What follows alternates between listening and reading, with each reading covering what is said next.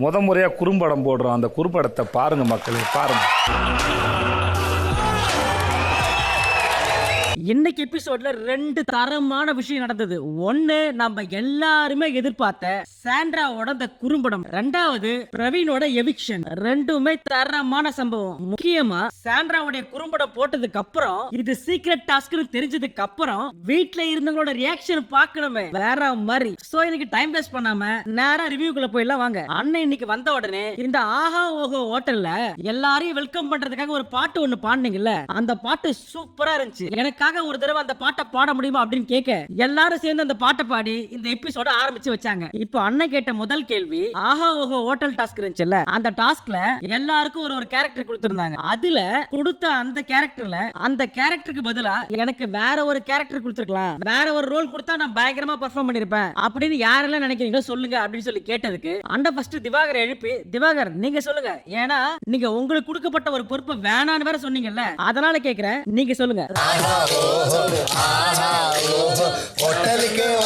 First ஒரு role மாத்தி கொடுக்கும்போது எனக்கு என்ன தோணுச்சு அப்படின்னா, நான் பயங்கரமா எஃபர்ட் போட்டு என்னென்னமோ பண்ணேன் சார், திடீர்னு வந்து ட்ரான்ஸ்ஃபர் ஆகி போங்க அப்படின்னு சொன்ன உடனே நான் ஏத்துக்கல. ஆனா அதுக்கப்புறம் ஏத்துக்கிட்டு சபரியோட ட்ரெஸ் எல்லாம் போட்டுக்கிட்டு நான் வெளியே போய் நின்ன சார். நீங்க ஒண்ணு சும்மா போனீங்க, ஒரு பெரிய கலவரத்தை உண்டு பண்ணிட்டு தானே போனீங்க. அதுக்கு நீங்க ஒரு காரணம் வேற சொன்னீங்க. வியானா நான் பண்ண மாட்டேன்னு சொன்னா நீங்களும் கூட சேர்ந்து நானும் பண்ண மாட்டேன் அப்படின்னு சொல்றீங்க. ஒரு மேனேஜர் அவ்வளவு பெரிய ரோல்ல இருக்கவரு உங்களை வேற வேலை செய்ய சொல்றாரு, ஆனா நீங்க செய்ய மாட்டேன்னு அடம் பிடிக்கிறீங்க. உங்களுடைய கருத்து தனி, வியானாவோட கருத்து தனி. அவங்க பண்றதே நீங்க ஏன் பண்றீங்க? ஏற்கனவே ரெண்டு மேனேஜர் மாறி இருக்காங்க, மூணாவது ஒரு மேனேஜர் வராரு. மேனேஜர் சொன்னதை கேட்டாதான் ஹோட்டல் நல்லா நடக்கும். வீட்டுக்கு கெஸ்ட் வந்திருக்காங்க, மொத்தமா அந்த டாஸ்க்ன்றது அந்த ஹோட்டல் ஒழுங்கா நடத்தணும், வந்திருக்கிற கெஸ்ட் ஒழுங்கா நடத்தணும். இவ்வளவு பிரச்சனை போயிட்டு இருக்கு. பிக் பாஸ் வேற சொல்லிருக்காரு, லிவிங் ரூம்ல உட்கார்ந்து வர பேசுறீங்க. இவ்வளவு விஷயம் பண்ணிட்டு கடைசியா வார கடைசியில கேள்வி கேட்டா மட்டும் மூஞ்சி தொங்க போட்டு கம்மு நிக்கிறீங்க. இப்படி வார கடைசியில கேள்வி கேட்டா நடந்ததை மட்டும் சொல்றது, அதை விவரிக்கிறது, யார் மேலேயாவது பழிய போடுறது, இப்படியே பண்ண என்ன அர்த்தம்? இப்படியே நான் மட்டும் பேசிட்டு இருந்தா கேட்கறதுக்கு உங்களுக்கு எப்படி இருக்கு? என்ன மாதிரி 10 ட்ரெயின் விடுற நீ ஒரு தடவை கேமரா மட்டும் போய் நின்னு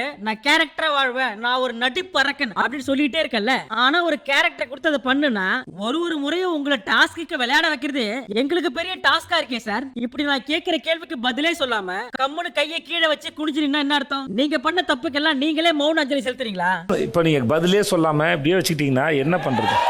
பண்ண தப்புக்கெல்லாம் அவரே மௌன அஞ்சலி செலுத்துற மாதிரி முடிச்சுக்கிறாப்ல அப்படின்னு அண்ணன் புடிச்சு திவாகரை காட்டி விட்டாரு. பின்ன பேருக்கு மட்டும் நடிப்பு அரக்கன் சொல்ல வேண்டியது, ஆனா ஒரு டாஸ்க் கொடுத்தா பண்றது இல்ல. ஒரு முறையும் கேரக்டரா வாழ்வேன், நான் நடிப்பு அரக்கன் சொல்லிட்டே இருக்கீங்களே.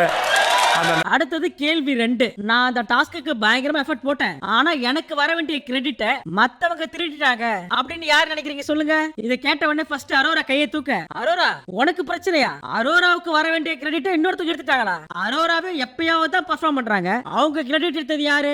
இப்ப அரோரா என்ன சொன்னாங்கன்னா, சார் நானும் எஃப்ஜேவும் பாத்ரூம் கிளீனிங்ல பயங்கரமா எஃபர்ட் போட்டு கிளீன் பண்ணோம், அமித் எந்த ஒரு வேலையும் செய்யல. அப்ப வந்திருக்கிற கெஸ்ட் அதை பத்தி அப்ரிஷியேட் பண்ணும்போது அட்லீஸ்ட் அவர் என் பேரு எஃப்ஜே பேரு சொல்லிருக்கலாம், ஆனா அவர் சொல்லல. அவர் மட்டும் சைலண்டா இருந்தார் சார்.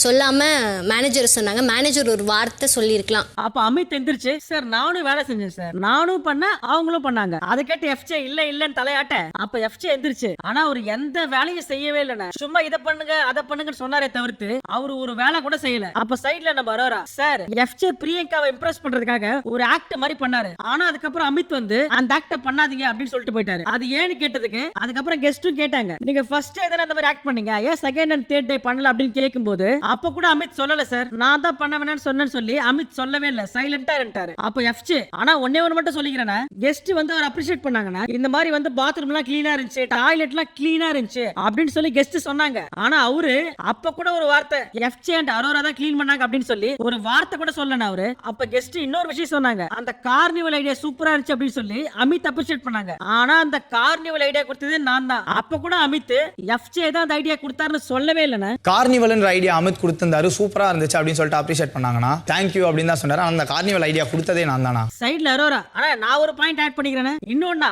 சரி சொல்லுமா, இவர் தான் சொன்னாரு எஃப்ஜே செமையா ஒர்க் பண்ணாரு அப்படின்னு சொல்லி, ஆனா அவரே கொஞ்ச நேரம் கழிச்சு ஒஸ்ட் பெர்ஃபார்மன்ஸ் யாருன்னு கேட்கும்போது எஃப்ஜே தான் ஒஸ்ட்னு சொல்லிட்டாருன்னு. இதை கேட்ட நம்ம அண்ணன், அரோரா நீங்க எல்லா விஷயத்தையும் பயங்கரமா அப்சர்வ் பண்றீங்க, ஆனா வெளியே தான் தெரிய மாட்டீங்க. இப்ப நம்ம சேதன் அமித் சொல்லுங்க, உங்க மேல இவ்வளவு கம்ப்ளைண்ட் வைக்கிறாங்க, இதுக்கு நீங்க என்ன சொல்ல போறீங்க? சார் இவங்க சொல்றாங்க சார் நான் நான் வேலையே செய்யல அப்படின்னு. ஆனா நான் வேலை செஞ்சேன் சார். அந்த ஜக்குசில நான் தான் தண்ணி சுட வச்சு கொண்டு போய் ஊத்துறேன். அப்புறம் அந்த ஆக்டர் நான் ஸ்டாப் பண்ணுன்னு சொன்னதுக்கு காரணம் வந்திருக்கிற கெஸ்ட் சொன்னாங்க சார், இது நல்லா இல்ல ஸ்டாப் பண்ணுன்னு சொல்லி கெஸ்ட் சொன்னாங்க சார். அப்படியா? கெஸ்ட் சொன்னாங்களா? எந்த கெஸ்ட் சொன்னாங்க சார்? தீபக் சாரே சொன்னாரு சார். அது பிடிச்சிருந்துச்சு, ஆனா அதை கம்மி பண்ணிக்கோங்க, ஓவரா பண்ணாதீங்க அப்படின்னு சொல்லி தீபக்கே சொன்னார் சார். ஓ, தீபக் சொன்னாரா? ஆமா சார். அவரே கூட்ட கேட்டுலாமா அப்படின்னு சொல்லிட்டு டக்குன்னு தீபக் உள்ள கூட்டாரு. இத பாக்கும்போது நம்மளுக்கு என்ன தோணுச்சுன்னா, டேய் நீ இங்கே தங்கிட்டியா, இன்னுமா வீட்டுக்கு போகல? அப்ப உள்ள வந்த நம்ம தீபக் அண்ணன் கிட்ட, எப்படி சார் உடம்ப மெயின்டைன் பண்றீங்க, ஜிம்முக்கு எல்லாம் போறீங்களா, உடம்ப ஃபிட்டா வச்சிருக்கீங்க, உடம்ப சூப்பரா மெயின்டைன் பண்றீங்க சார் அப்படின்னு சொல்லிட்டு, என்ன சார் அவர் சொல்றதெல்லாம் உண்மையா, நீங்க தான் பண்ண வேணாம்னு சொன்னீங்களா அப்படின்னு கேட்டதுக்கு, சார் நான் பண்ண வேணாம்னு சொல்லல சார், கொஞ்சம் மெஸ்ஸியா இருக்கு, லைட்டா கம்மி பண்ணிக்கோங்க அப்படின்னு தான் சொன்னேன் சார். இப்போ நம்ம அமித் சார், நான் ஒரு விஷயத்துல பெரிய தப்பு பண்ணிட்டேன் சார். அந்த கார்னிவலோட ஐடியா வந்து எஃப்ஜே கொடுத்ததுதான், ஆனா அந்த ஐடியா நான் சொன்னது அப்படின்னு சொல்லி பேர் வாங்கிட்டேன், என்ன மன்னிச்சிருங்க சாரி அப்படின்னு சொல்லி சொல்ல, அதுக்கு நம்ம சேதன தம்பி தம்பி தம்பி அதுக்கெல்லாம் காலம் கடந்து போச்சு, இப்போ வந்து மன்னிப்பு கேட்டு இருக்கிறேன். அடுத்த தீபக் கிட்ட, சார் நீங்க அப்படியே ஒரு மொமெண்ட்ல கண்காணிக்க அழுதிங்கல்ல சார், அது உண்மையாவே எனக்கு ரொம்ப பிடிச்சிருந்துச்சு சார், நீங்க அழுததை பார்த்து நான் ரொம்ப சந்தோஷப்பட்டேன் சார், உங்க கண்ணுல தண்ணி வந்தது இல்ல, அது ஏன்னு மட்டும் அவங்ககிட்ட சொல்லிருங்களேன். அந்த வீட்டுக்குன்னு ஒரு மரியாதை இருக்கு, அது அங்க இருந்து உணர்ந்தா தான் புரியும். அந்த வீடு உங்களுக்கு நிறைய கத்து கொடுக்கும், நீங்க யாருன்னு உங்களுக்கு புரிய வைக்கும். அந்த வீட்டோட அருமை உங்களுக்கு இப்ப புரியாது, வெளியே வந்ததுக்கு அப்புறம் தான் புரியும். அப்புறம் நம்ம அண்ணன் சார் ஆளு பார்க்க ரொம்ப ஃபிட்டா இருக்கீங்க சார், என்னைக்குமே நீங்க மார்க்கண்டேயன் தான், இன்னும் 6 பேக் 8 பேக் எல்லாத்தையும் வைங்க சார், நீங்க செம சார், நீங்க சூப்பர் சூப்பர் சார் அப்படின்னு சொல்லிட்டு தீபக் அனுப்பிச்சு விட்டு, அந்த வீட்டுல அதிகமா வேலை பார்த்தது எஃப்ஜே வரவரா தான், அந்த கார்னிவல் ஐடியா கொடுத்தது எஃப்ஜே தான். ஆனா கெஸ்ட் கிட்ட அதுக்கு எல்லாத்துக்கும் காரணம் அவங்க தான் அப்படின்னு சொல்லி நீங்க ஏன் சொல்லல? கெஸ்ட் இம்ப்ரெஸ் பண்ணணும்னு சொல்லிட்டு நான் 2 நாளா தூங்காம மூச்சிட்டு இருந்தேன். காலையில வேலை செய்யறதுக்கு 2 பேரும் தேடினா எஃப்ஜேவும் இல்ல அரோராவும் இல்ல, 2 பேரும் தூங்குறாங்க. அப்புறம் ஜக்குசில 5 அண்டா சுட வச்சு நானே கொண்டு போய் ஊத்துனேன். இவ்வளவு வேலை நான் பாத்திருக்கேன் சார், அவங்க யாருமே எனக்கு ஹெல்ப் பண்ணல. என்ன சார் சொல்றீங்க, 5 அண்டா சுட தண்ணி நீங்க தான் ஃபில் பண்ணீங்களா? அப்ப வினோத் எந்திரிச்சு, ஆமாண்ணே நான் பார்த்தேன், அவர் ஜக்குசில 5 அண்டா சுட வச்சு ஊத்துனாரு. இப்ப எஃப்ஜே அமித்த நோக்கி விட்ட அம்பு லைட்டா எஃப்ஜே பக்கமே திரும்பிச்சு. அது என்னன்னா, என்ன எஃப்ஜே நீ வேலை செய்யலன்னு சொன்ன, அவர் வேலை செஞ்சிருக்காரமே. ஆனா நான் பாக்கலண்ணே, நான் பார்க்கும்போது அவர் எந்த வேலையும் செய்யல. ஏப்பா நீ பாக்கலன்றதுக்காக அவர் எந்த வேலையும் செய்யலன்னு ஆகாது இல்ல, இங்க இருக்கிற எல்லாருமே பாத்துருக்காங்க அவர் வேலை செஞ்சதை, நீ மட்டும் பார்க்கல. இப்போ வியானா எந்திரிச்சு எரியிற தீல கொஞ்சம் எண்ணெயை ஊத்துனாங்க. அது என்னன்னா, சார் இப்ப எஃப்ஜே சொல்றான்ல சார், நான் வேலை செஞ்சேன், என்னோட கிரெடிட் அமித் எடுத்துக்கிட்டாரு அப்படின்னு சொல்றான்ல, ஆனா இவரு என்கிட்ட வந்து கொஸ்டின் பண்ணாரு, என்ன கிரெடிட்ஸ்க்காக வேலை பாக்குறேன் அப்படின்னு சொல்லி எஃப்ஜேவே என்ன பார்த்து கேட்டாரு சார். பிரியங்கா என்கிட்ட குடிக்கிறதுக்கு தண்ணி கேட்டாங்க, அதை கொண்டு போய் நான் கொடுக்கும்போது பிரியங்காக்கு நான் தான் கொடுப்பேன் அப்படின்னு சொல்லி நான் எடுத்துட்டு போன தண்ணியை புடுங்கி கீழே ஊத்திட்டா சிங்க்ல. இவர் என்ன வேணா பண்ணிட்டோம், ஒரு தாகத்துக்கு குடிக்கிறதுக்கு தண்ணி கேட்டாங்க, அந்த தண்ணியை கூட இவன் கொடுக்க விடல. எனக்கு கிரெடிட்ஸ் கிடைக்கலையேன்னு பேசுறாரு சார், மத்தவங்க யாருக்கும் கிரெடிட்ஸ் கிடைக்க கூடாதுன்னு இவர் நினைக்கிறாரு. யாராவது குடிக்கிறதுக்கு தண்ணி கேட்டா நம்ம என்ன பண்ணுவோம், போய் டக்கு டக்குன்னு கிளாஸ் கழுவி தண்ணி பிடிச்சி கொடுப்போம், அது ஜெனரலா பண்றதா சார். ஆனா அத கூட பண்ண விடாம தடுத்தா சார் எஃப்ஜே. ஆனா அன்னைக்கு நடந்த சம்பவமே வேறனே. நான் ஏற்கனவே ஒரு கேரக்டர் ப்ளே பண்ணேன், அது என்ன கேரக்டர்னா, நான் பிரியங்காவோட ஃபேனு, பிரியங்காவுக்கு எல்லாமே நான் தான் பண்ணும் அப்படின்னு சொல்லி நான் ஒரு கேரக்டர் ப்ளே பண்ணேன். அதனாலதான் எல்லாமே பிரியங்காவுக்கு நான் மட்டுமே பண்ணேன் சார். ஓ, அப்படி தண்ணியை பிடிங்கி கீழே ஊத்துறது பிரியங்கா ஃபேனா பண்ணேன். ஆமாண்ணே, சரி அது இருக்கட்டும், என்ன டீம் நீ? ஆனா நான் பாத்ரூம் கிளீனிங் டீம்னு. பாத்ரூம் கிளீனிங் டீம்ல இருந்து நீ வந்து தண்ணி கொடுக்கலாம், ஆனா குக்கிங் டீம் அவங்க தண்ணி கொடுக்க கூடாதா? என்னடா நியாயம் அது? சரி அது இருக்கட்டும், உனக்கு பிரியங்கா ஃபேன் ஒரு கேரக்டர் யார் கொடுத்தது? பிக் பாஸ் கொடுத்தாரா? இல்ல சார், நானே அசைன் பண்ணிட்டேன் சார். டேய், ஏற்கனவே நீ பாத்ரூம் டீம், அங்க இருந்து வந்து குக்கிங் டீம்ல வேலை பாத்துக்கிற, பிரியங்கா ஃபேன் என்ற கேரக்டரும் பிக் பாஸ் உனக்கு கொடுக்கல, நீயே அசைன் பண்ணிட்ட, எல்லாத்தையும் நீயா பண்ணிட்டு ஏதாவது கேட்டா நான் பிரியங்கா ரோல் ப்ளே பண்ணேன்னு சொல்றேன். இப்படி எஃப்ஜே சேதான கிட்ட பயங்கரமா மொக்க வாங்கிட்டு இருக்க. அப்ப விக்கில் விக்ரம் எந்திரிச்சு தன் பங்குக்கு அந்த கார்னிவல் ஐடியா எஃப்ஜே கொடுத்து சொன்னால, அது அவன் சொல்லலனே, நாங்க எல்லாரும் டீமா டிஸ்கஸ் பண்ணி முடிவு பண்ணோம். அந்த டீம்ல பிரியங்கா இருந்தாங்க, நான் இருந்தேன், எஃப்ஜே இருந்தார், எல்லாருமே இருந்தாங்க. இத கேட்ட நம்ம அண்ணன் செம கடுப்பாயி, ஏடா டேய் உன்னோட கிரெடிட்ட மத்தவங்க எடுத்துட்டாங்க அப்படின்னு சொல்லி நீ கத்துறல, ஆனா தண்ணி கொடுக்க வேண்டிய வேலை வியானாவோடதும் திவாகரோடதும், அவங்க வேலையை நீ பறிச்சு அவங்க செய்ய வேண்டிய வேலையை தடுத்து அதை நீ பண்ணிருக்க. அது மட்டும் இல்ல, அந்த கார்னிவல் ஐடியா ஒண்ணுது இல்ல, எல்லா தப்பையும் உன் மேல வச்சுக்கின்னு நீ வந்து மத்தவங்க மேல கம்ப்ளைண்ட் பண்ற, உன் கிரெடிட்டை திருடிட்டாங்க சொல்லிட்டு கம்ப்ளைண்ட் பண்ற. ஆனா உண்மையா என்ன நடந்திருக்குன்னு பார்த்தா எல்லாரும் கிரெடிட்டையும் நீ தான் திருடி இருக்க. ஓகே, இப்ப கடைசியில் இவர் தான் ஸ்கோர் பண்ண பாத்துக்கிறாப்ல, இவர் அதையும் தூக்கி அப்பதான் எபிசோடோட தரமான சம்பவமே. பிரேக் போயிட்டு திரும்ப வந்த நம்ம அண்ணன், உங்க எல்லாருக்கும் ஒரு பிரச்சனை இருந்துச்சு, ஏன் கிரெடிட் அவன் எடுத்துக்கனா, அவன் கிரெடிட் இவன் எடுத்துக்கனா அப்படின்னு சொல்லி எல்லாரும் மாறி மாறி பிரச்சனை பண்ணீங்க. ஆனா உங்களுடைய பிரச்சனை இது எல்லாமே சேர்ந்து ஒருத்தருக்கு மட்டும் ரிவார்டா மாறி இருக்கு. இதை கேட்ட எல்லாரும் திரு திரு திருன்னு முழிக்க, உங்களுடைய இந்த பிரச்சனை எல்லாமே சேர்ந்து ஒருத்தருக்கு மட்டும் ரிவார்டா மாறி இருக்கு. நான் பண்ற இந்த 2 சீசன்ல முதல் முறையா குறும்படம் போடுறோம், அதை பாருங்க மக்களே அப்படின்னு சொல்லிட்டு முறையா குறும்படம் போடுறோம், அந்த குறும்படத்தை பாருங்க மக்களே, பாருங்க.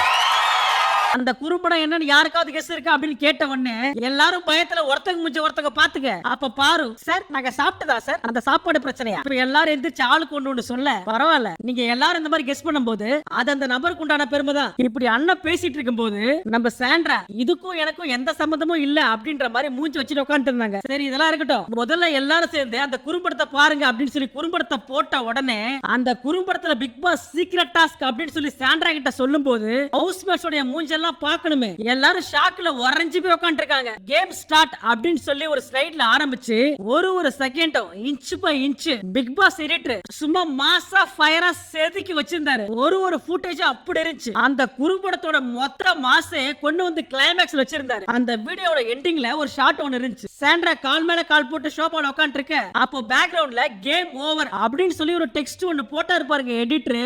சும்மா அப்படி இருந்துச்சு.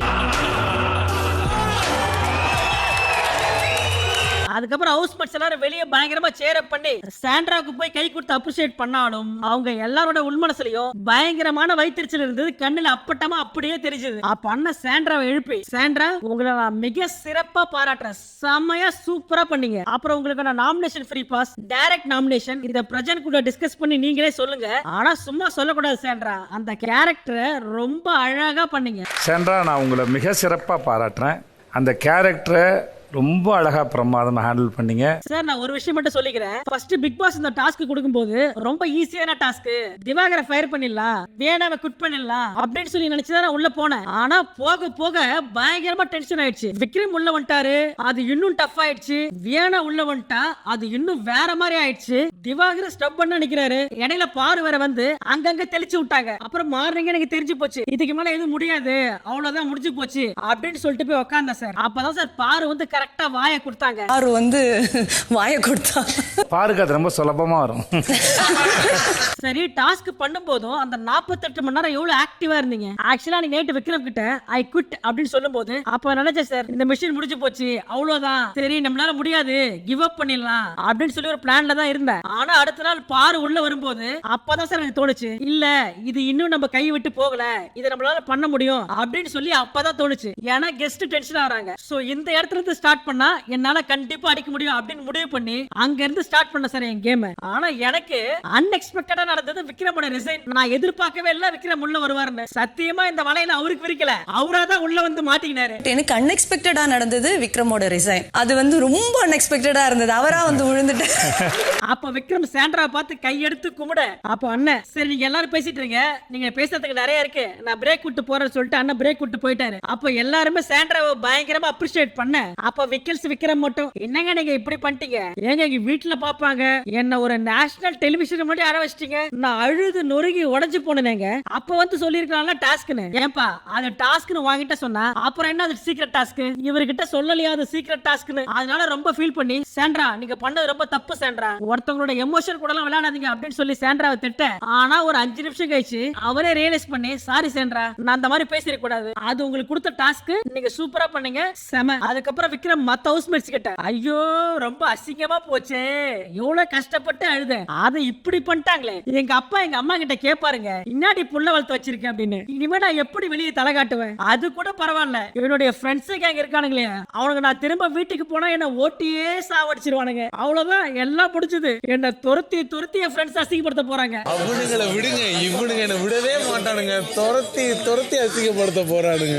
யோ திவாகரே எல்லாம் ஒன்னாலயா? நான் சொல்லும் போதே நீ ஒழுங்கா இடம் மாதிரி இருந்தனா இந்த எந்த பிரச்சனையும் இல்ல, எல்லாம் ஒன்னாலதான். இப்படி விக்ரம் மாத்தி மாத்தி புலம்ப ஓவராலா இந்த ஆடியன்ஸா பாக்கும்போது என்ன மாதிரி எல்லாரும் செமையா என்ஜாய் பண்ணிருப்பீங்க அப்படின்னு நான் நினைக்கிறேன். அந்த சாண்ட்ராவோட குறும்படம் பார்த்து நீங்க என்ன ஃபீல் பண்ணீங்க அப்படின்றத மறக்காம கமெண்ட்ல சொல்லிட்டு போங்க. அதுக்கப்புறம் பிரேக் முடிச்சு உள்ள வந்த நம்ம அண்ணன், ஆனா அந்த எடிட் கட் செம மாசா இருந்துச்சுல்ல, எடிட்டர் சூப்பரா பண்ணிருந்தாரு. அந்த குறும்படம் எடிட் பண்ண எடிட்டருக்கு என்னுடைய வாழ்த்துக்கள் அப்படின்னு சொல்லிட்டு நேரா வீட்டுக்குள்ள போயிட்டு, ஏப்பா இந்த ஒரு நாளை கடந்தா போதும்பா, எனக்கு இந்த நாளோட பேமெண்ட் அக்கௌண்ட்ல விழுந்துரும் அப்படின்னு நினைச்சு உள்ள இருக்கிறவங்க யாரு அப்படின்னு சொல்லி கேட்க, வீட்டுல இருக்கிற முக்காவாசி பேர் அரோரா பேரை சொல்ல ஃபர்ஸ்ட் சபரி எந்திரிச்சு அரோரா சார், ஏன்னா அந்த மாதிரி அவளே சொல்லிக்கிட்டா. இதை கேட்டு அரோரா சிரிக்க, அரோரா சிரிக்காதீங்க அரோரா, இந்த வீட்டுல இருக்கிற எல்லாருமே சேர்ந்து நீங்க ஒண்ணும் பண்ணலன்னு சொல்றாங்க, இதுக்கு போய் சிரிக்கிறீங்க சார்? நான் அவங்கிட்ட கேட்டேன் சார், இந்த வீட்டுக்கு நீ எதுக்கு வந்த அப்படின்னு சொல்லி கேட்டா, நான் அப்ராட் போய் படிக்கணும் அதுக்காக தான் வந்திருக்கேன் அங்கிள் சொல்றா சார் அவ. அப்புறம் பாரு எந்திரிச்சு, சார் நான் ரம்யாவை சொல்றேன், ஏன்னா அவங்க என்கிட்ட சொல்லியிருக்காங்க இந்த வீட்ல ஒரு 4 வாரம் நான் உள்ள இருந்தேன் அப்படின்னா எனக்கு தேவையான பேமெண்ட் வந்துரும், அதை வச்சு என் லைஃப் நான் பாத்துப்பேன் அப்படின்னு சொல்லி ரம்யா சொன்னாங்க சார் என்கிட்ட. அப்புறம் பிரஜன் எந்திரிச்சு கமருதீன் பேரை சொல்லி சார் இந்த பிராங்க் பண்ணோம் சார். அந்த பிராங்க் பண்ணி முடிச்ச உடனே நானும் பிரவீன் ஃபீல் பண்ணிட்டு இருந்தோம், நாங்க பண்ணது தப்பு அப்படின்ற மாதிரி ஃபீல் ஆச்சு. அதுக்கப்புறம் பிக் பாஸ் கிட்ட நாங்க கெஞ்சிட்டு இருந்தோம் சார். பிக் பாஸ் கால்ல வேணா விழுந்து நாங்க மன்னிப்பு கேட்கிறோம், நாங்க பண்ணது தப்பு தான் அப்படின்னு சொல்லி நாங்க எல்லாருமே கெஞ்சிட்டு இருந்தோம். அப்ப கமருதீன் என்ன சொன்னாருன்னா, எனக்கு இதெல்லாம் பிரச்சனையே இல்ல. அடுத்த சாண்ட்ரா எந்திரிச்சு சார் திவாகர் என்ன நினைக்கிறாருன்னா, நாம டெய்லி டேப்லெட் போடுற மாதிரி 3 வேளைக்கு 3 ரீல்ஸ் பண்ணா மட்டும் போதும், காலைல ஒரு ரீல்ஸ், மதியம் ஒரு ரீல்ஸ், நைட் ஒரு ரீல்ஸ், ஒரு பெருசா ஒண்ணு பண்ண மாதிரி எனக்கு தெரியல சார். அரோரா என்கிட்டே சொல்லியிருக்கா சார், எனக்கு இவ்வளவுதான் வரும், அதாண்டி நான் என்ன பண்றது, எனக்கு சண்டை போடலாம் வராது, அதை தாண்டி நான் வீட்டை விட்டு வெளில போனா எனக்கு ஒன்றும் பிரச்சனை இல்லை அப்படின்னு சொல்லி அரோரா என்கிட்டே சொல்லியிருக்கா சார். இப்படி 10ல் 8 பேர் அரோரா பேரை சொல்ல, அரோரா இவங்க எல்லாருக்கும் உங்க மேல ஒரு நம்பிக்கை இருக்கு, நீங்க எதுலயும் கலந்துக்கல அப்படின்னு சொல்றதை தாண்டி நீங்க எல்லாத்தையும் பயங்கரமா அப்சர்வ் பண்றீங்க அப்படின்னு சொல்றாங்க. நீங்க நல்லா பேசக்கூடிய ஆளுன்னு எல்லாருமே சொல்றாங்க. இவங்க எல்லாருக்கும் உங்க மேல நம்பிக்கை இருக்கு, ஆனா உங்களுக்கு மட்டும் உங்க மேல நம்பிக்கை இல்ல. நீங்க தான் அந்த ஆட்டத்தை ஆடாம இருக்கீங்க, அது உங்களுக்கு தெரியலன்னா பரவாயில்ல, உங்களுக்கு நல்லா தெரியுது, ஆனா ஏன் கேம் விளையாட மாட்டீங்க? இந்த வீட்டுல எதிர்த்து பேசுறதுனால ஃப்ரெண்ட்ஷிப் போயிடுமோ, அவங்க என்கிட்ட பேசாம போயிடுவாங்களோ, அந்த மாதிரிலாம் நினைச்சு நீ ஆட வேண்டிய கேம் மிஸ் பண்றாத. ஒருவேளை எனக்கு வேணாம் நான் வெளியே போயிடுறேன் அப்படின்னா என்கிட்ட சொல்லிடுங்க, நான் பிக் பாஸ் கிட்ட சொல்லிடுறேன், நீங்க தாராளமா வீட்டை விட்டு வெளியே வந்துடலாம். ஒருவேளை இல்ல எனக்கு வெளியே போலாம்னா பரவாயில்லனா சொல்லிடுங்க, நான் பிக் பாஸ் சொல்லிடுறேன், நீங்க தாராளமா வெளியே வரலாம். இந்த வீட்ல ரெட் கார்டு கொடுத்தாலும் பரவாயில்ல, நான் இந்த வீட்டை விட்டு ஜாலியா போயிடுவேன், அந்த மாதிரிலாம் நீங்க நினைச்சீங்கன்னா தயவு செஞ்சு மக்களே அப்படி ஒண்ணு இருந்து நீங்க ஒண்ணு ஆடணும்னு எந்த அவசியமும் இல்ல. உங்களுடைய இந்த சேவை மனப்பான்மையே எங்களுக்கு வேணாம், தாராளமா நீங்க வெளியே வரலாம், தாராளமா உங்க வீட்டுக்கு கிளம்பி போயிட்டே இருக்கலாம். இதை நான் அரோராக்கு மட்டும் சொல்ல, இந்த வீட்ல இருக்கிற எல்லாருக்கும் சேர்த்து தான் சொல்றேன். அப்புறம் இந்த வாரம் ஓபன் நாமினேஷன் வச்சாங்க, ஆனா நீங்க எல்லாருமே சேஃபா ஒரே ஆளை சேர்ந்து 10 பேரை குத்துறீங்க. உங்களுக்கு கொடுத்த அந்த வாய்ப்பை தேவையில்லாம வீணாக்குறீங்க. எதுக்கு அந்த ஓட்டை வேஸ்ட் பண்றீங்க? நீங்க அந்த ஓட்டை வேஸ்ட் பண்ண போய் தான் மத்தவங்க எல்லாரும் உங்ககிட்ட குட் புக்ல ஃப்ரெண்டா இருந்து அழகா நாமினேஷன்ல தப்பிச்சுக்கலாம்னு உங்களுக்கு தோணுது. எங்க ஓபன் நாமினேஷன் எதுக்கு வைக்கிறாங்க? எதனால அவன் நாமினேட் பண்ணப்படுறான்னு அவனுக்கு தெரியணும். நீங்க நாமினேட் பண்ணதுக்கு அப்புறம் உங்க ஃப்ரெண்ட் உங்ககிட்ட கோச்சிட்டு ஃப்ரெண்ட் இல்லன்னு சொல்லிட்டு போனாருன்னா அப்படிப்பட்ட ஃப்ரெண்டே உங்களுக்கு தேவையில்லைன்னு சொல்றேன். இப்படி அண்ணன் எல்லாரையும் போட்டு கிழின்னு கிழிச்சிட்டு பிரேக் விட்டு போனாரா? அப்ப அரோரா கமருதீன் கிட்ட இந்த வீட்ல என்னோட டாக் மிஸ் பண்றேன், என்னோட லைஃப் மிஸ் பண்றேன், என்னோட அவுட் சைடு வேர்ல்ட் மிஸ் பண்றேன், அப்படி இருக்கும் போது இந்த வீட்ல இருக்கிற எல்லாரும் என்கிட்ட ஸ்வீட்டா இருக்காங்க, அவங்க கிட்ட போய் நான் எப்படி சண்டை போட முடியும்? என்னோட கேரக்டரே இதான், நான் யாருக்கிட்டயும் போய் சண்டையே போட மாட்டேன். இதை ஒட்டி கேட்ட நம்ம சேதன் திரும்ப வீட்டுக்குள்ள வந்து என்ன பிரச்சனை இல்ல சார், என்னால இந்த வீட்ல யாரு கூட சண்டை போட முடியாது சார். ஏமா உன்னை யாருக்கிட்டையும் சண்டை போட சொல்லமா, உன்னோட விவாதத்தை வையின்னு சொல்றேன். ஏங்க உங்ககிட்ட ஃப்ரெண்ட்னு சொல்லிட்டு உங்களை ஹர்ட் பண்ணிட்டே இருந்தா நீங்க பொறுத்துக்கிட்டே இருப்பீங்களா? இந்த வீட்ல உங்களை தவிர எல்லாருமே கேம் விளையாடுறாங்க, அது உங்களுக்கு தெரியுதா? ஏமா இந்த வீட்ல எல்லாரும் சண்டை மட்டும் தான் போட்டுக்கிறாங்களா? அதுக்கப்புறம் எல்லாம் ஒன்னா உட்காந்து சிரிச்சு பேசி என்ஜாய் பண்ணலையா? நான் திரும்ப சொல்றேன், இந்த வீடு ஒரு அனுபவம். இங்க இருந்து வெளியே போகும்போது அந்த அனுபவத்தை எடுத்துட்டு போங்க. இல்ல சார், போன வாரம் நான் கலையை நாமினேட் பண்ணேன், நான் நாமினேட் பண்ணதால கலை எலிமினேட் ஆகி போயிட்டான், அந்த கில்ட்டி என் மனசுக்குள்ள அப்படியே இருக்கு சார். ஏமா நீ நாமினேட் பண்ணதால தான் கலை வெளியே போனானா? மக்கள் எல்லாம் சேர்ந்து ஓட்டு போட்டு அவனை வெளியே அனுப்பிச்சிருக்காங்க, ஓட்டிங் பேசிஸ்ல தான் கலை வெளியே போனது. நீ நாமினேட் பண்ணதால கலை வெளியே போகல, அதை முதல்ல புரிஞ்சுக்க. இந்த பிக் பாஸ் ஒரு அற்புதமான அனுபவம். இந்த அனுபவத்தை என்ஜாய் பண்ணாம வெறும் காசை மட்டும் இங்க இருந்து எடுத்துட்டு போவாதீங்க, அது வேஸ்ட். அந்த காசு கரைஞ்சு போயிடும், அந்த காசு பிரயோஜனப்படாது. எவ்வளவு காசு சம்பாரிச்சாலும் அந்த காசுக்கு பிரச்சனை இருக்கும். நான் 1000 ரூபாய் சம்பாரிச்சேன், அப்ப எனக்கு பிரச்சனை இருந்துச்சு. நான் லட்சம் ரூபாய் சம்பாரிச்சேன், அப்பவும் எனக்கு பிரச்சனை இருந்துச்சு. இப்ப நான் கோடி ரூபாய் சம்பாதிக்கிறேன், இப்பவும் எனக்கு கடன் பிரச்சனை இருக்கு. அந்த பிரச்சனை அப்படியே தான் இருக்கு, நானும் அது கூடவே தான் இருக்கேன். அதனால காசு வந்தா பிரச்சனை போயிடும் அப்படி எல்லாம் தயவு செஞ்சு நினைக்காதீங்க. 1000ல சம்பாரிச்சேன், பிரச்சனை இருந்தது. லட்சத்துல சம்பாரிச்சேன், பிரச்சனை இருந்தது. கோடியில சம்பாதிக்கிறேன், பிரச்சனை இருக்கு, கடன் இருக்கு. இப்படி அண்ணன் அரோராக்கு அழகா அட்வைஸ் பண்ணி உட்கார வச்சாரு. ஆனா உண்மையா சொல்றேன், இதை விட தெளிவா அரோராவுக்கு யாரும் எக்ஸ்பிளைன் பண்ணவே முடியாது. அவ்வளவு தெளிவா அழகா கிளிப்பிள்ளைக்கு சொல்ற மாதிரி சொன்னாரு நம்ம அண்ணன். அடுத்தது இந்த வாரத்தோட 2வது எவிக்ஷன், இந்த வாரத்தோட வெளியே போக போற அடுத்த நபர் அப்படின்னு சொன்ன உடனே பிரவீன் மூஞ்சில ஒரு பெரிய ஷாக்கு. அண்ணன் காடை எடுத்து காமிக்கிறதுக்கு முன்னாடியே பிரவீன் கெஸ் பண்ணிட்டாரு. இப்ப நம்ம அண்ணனும் காடை எடுத்து காமிக்க வீட்டுல இருந்த எல்லாருமே செம ஷாக்கு. ஆனா பிரவீன் மட்டும் எனக்கு இது நடக்க போகுது நல்லா தெரியும், இதை நான் முன்னாடியே கெஸ் பண்ணிட்டேன். இதுக்கப்புறம் பிரவீன் பண்ண அட்டகாசம் இருக்கு, ஷபா அந்த சிவாஜியே தோத்து போயிடுவார் பொழுது. அப்படி ஒரு அட்டகாசத்தை நம்ம என்ன பண்ணாரு அண்ணன். ஃபர்ஸ்ட் என்ன பண்ணாருன்னா மைக்க கேட்டு கீழே வச்சுட்டு படையப்பா படத்துல சிவாஜி தூர பிடிச்சு அழுவுற மாதிரி நடு ஆள்ல பொசுக்குன்னு படுத்துட்டாரு. என்னடா இவன் தூங்கிட்டானா அப்படின்னு பார்த்தா உடனே எந்திரிச்சு உட்காந்து எல்லாரையும் பார்த்து லைஃப் இஸ் அன்பிரடிக்டபிள், கலாஸ்னா என்னன்னு உங்க எல்லாருக்கும் தெரியுமா? சோழி முடிஞ்சதுன்னு அர்த்தம். என் வாழ்க்கையில எனக்கு ஒரு குருநாதர் இருந்தது இல்ல, ஒரு அடைக்கலம் இருந்தது இல்ல. எங்க அப்பா இருந்தாரு, ஆனாலும் கணக்கு இல்ல. எங்க அம்மா இருந்தாங்க, சோறு போட்டாங்க, ஓகே. என் பொண்டாட்டி இருந்தா எனக்கு பிரச்சனையா தான் இருந்தா. என் வாழ்க்கையில ஒருத்தர் கிடைச்சிட்டாருன்னு நான் பிக் பாஸ் நினைச்சேன். ஆனா அந்த பிக் பாஸ் தான் என்னோட காட் ஃபாதர் அப்படின்னு சொல்லும் போது நம்ம கனி சைட்ல தேம்பி ஒரு பெர்ஃபார்மன்ஸ் போட இந்த வீட்ல நான் நிறைய நடிச்சு காமிக்கணும் ஆசையா இருந்தேன் தெரியுமா. நிறைய மோனோ ஆக்டிங்லாம் பிராக்டிஸ் பண்ணி வச்சிருந்தேன். நிறைய மோனோ ஆக்டிங் பிராக்டிஸ் பண்ணி வச்சிருந்தா என்னால காட்ட முடியலடா. ஒருவேளை நடிக்க சான்ஸ் கிடைக்கல அப்படின்னா இப்போ அந்த மொத்த பெர்ஃபார்மன்ஸ் இங்க பண்ணிட்டு இருக்காருன்னு நினைக்கிறேன். அட போங்க, நான் பயங்கரமா பெர்ஃபார்ம் பண்ணி என்னென்னமோ பண்ணலாம்னு நினைச்சிருந்தேன். எல்லாம் போச்சு. இப்படி அழுது ஒரு பெர்ஃபார்மன்ஸ் போட்டு அதுக்கப்புறம் வீட்ல இருக்கிற எல்லாருக்கும் தனித்தனியா ஒரு அட்வைஸ் போட்டு அதுக்கப்புறம் கடைசியா கனியை பார்த்து, கனியக்கா நீங்க எனக்கு அம்மா மாதிரி தெரியுமா. அதுக்கப்புறம் லாஸ்ட் அண்ட் ஃபைனலா திவாகரன் உங்க வாயில எனக்கு ஒரு வாழ்த்து மட்டும் சொல்லிடுறீங்களா. அப்புறம் எஃப்ஜே கூட சேர்ந்து ஒரு பாட்டு பாட அதுக்கப்புறம் வெளியே கார்டன் ஏரியாக்கு வந்து பிக் பாஸ் அந்த போட்டோ ஃப்ரேம் கொடுப்பாருல, அந்த போட்டோ ஃப்ரேமை கையில வாங்கிட்டு அங்க ஒரு பெர்ஃபார்மன்ஸ் போட்டாரு பாருங்க.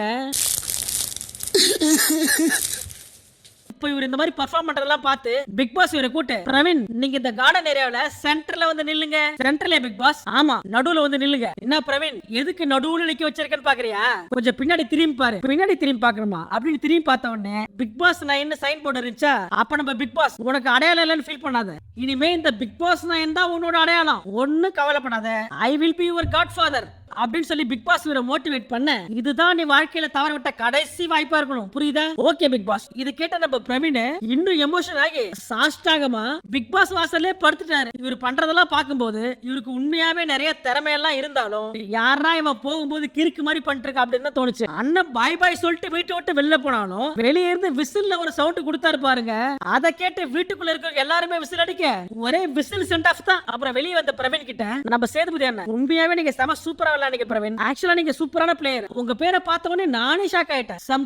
சம்டைம்ஸ் பிக் பாஸ்ல இப்படி எல்லாம் நடக்கும். அதை கேட்ட நம்ம பிரவீன் விஜய் சேதுபதி பின்னாடி போய் அவர் முதுகுல 2 தட்டு தட்டி, எங்க அப்பா சொன்னாருன்னு உங்களை பார்த்தா உங்க முதுகுல 2 தட்டு சொன்னாருன்னு. ஆனா அப்புறம் இன்னொரு விஷயம், என்னப்பா தம்பி சொல்லு, ஆனா உங்க படத்துல உங்களுக்கு வில்லனா நடிக்கிறதுக்கு ஒரு சான்ஸ் மட்டும் கொடுக்கணும், எப்படி பெர்ஃபார்மன்ஸ் பண்ற பாருங்க. அதை கேட்ட நம்ம அண்ணன் மைண்ட்ல, ஓஹோ இதுக்கு தான் வீட்டுக்குள்ள இவ்வளவு பெர்ஃபார்மன்ஸ் பண்ணியா, சரி வாய்ப்பு வந்தா சொல்லி அனுப்புற போ அப்படின்னு சொல்லி துரத்தி விட.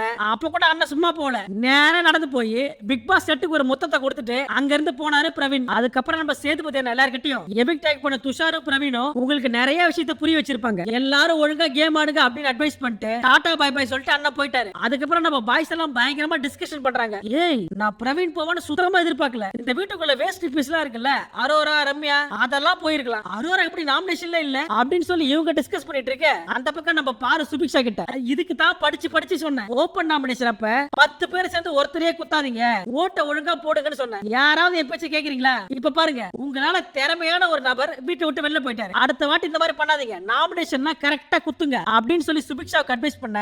இதோட இந்த எபிசோட் முடிஞ்சது. அப்புறம் இதோட என்னோட ரிவ்யூவும் முடிஞ்சது. இப்போ நீங்க சொல்லுங்க பிரவீனோட எவிக்ஷன் பத்தி நீங்க என்ன நினைக்கிறீங்க அப்படின்றத கமெண்ட்ல சொல்லுங்க. முக்கியமா சாண்ட்ராவோட குறும்படத்தை பார்க்கும்போது நீங்க எப்படி ஃபீல் பண்ணீங்க அப்படின்றதையும் கமெண்ட்ல சொல்லுங்க. அப்புறம் என்னோட ரிவ்யூ பிடிச்சிருந்துச்சுனா மட்டும் உங்களுடைய ஃபீட்பேக்கை கமெண்டா எனக்கு தெரிவிங்க. அப்புறம் மறக்காம அந்த சப்ஸ்கிரைப் பட்டனை நீங்க பண்ணிடுவீங்கன்னு தெரியும், சும்மா ரிமைண்ட் பண்ண. சரி ஓகே, உங்க எல்லாரையும் நான் நாளைக்கு சந்திக்கிறேன். Tata bye by.